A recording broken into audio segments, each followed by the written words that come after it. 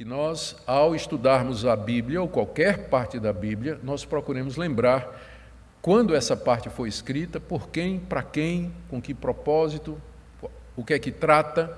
Não é que isso é essencial para nós termos acesso ao significado do texto, significado salvador. Porque de alguns livros a gente não sabe nem quem é o autor, nem quando foram escritos.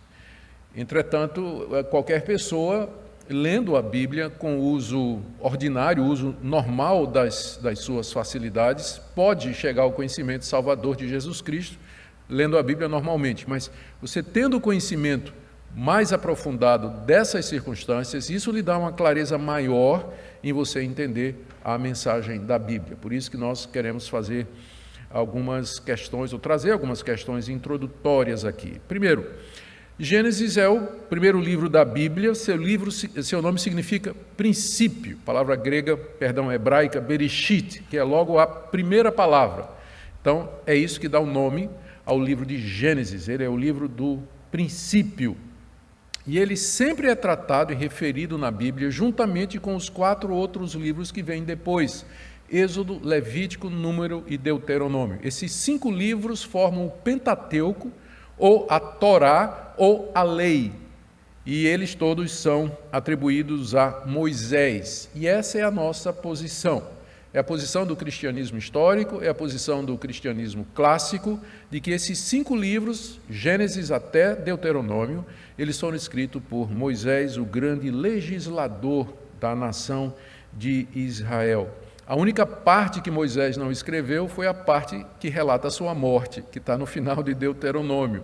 Então, provavelmente, o seu sucessor, Josué, foi quem escreveu o capítulo final, onde se narra a morte de Moisés e como Deus o sepultou.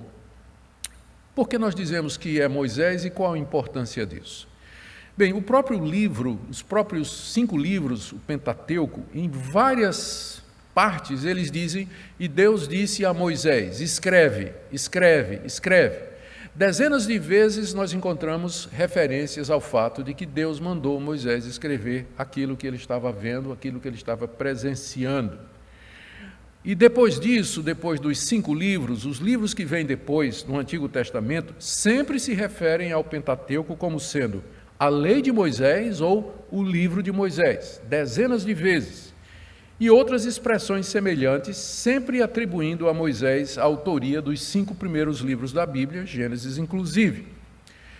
O Senhor Jesus Cristo considerava que foi Moisés quem escreveu os primeiros 5 livros. Ele se refere a dezenas de passagens do Pentateuco como tendo sido autoradas por Moisés. Por exemplo, ele se refere às leis de pureza como tendo sido escritas por Moisés. Ele diz que a lei foi Moisés que deu a lei do divórcio.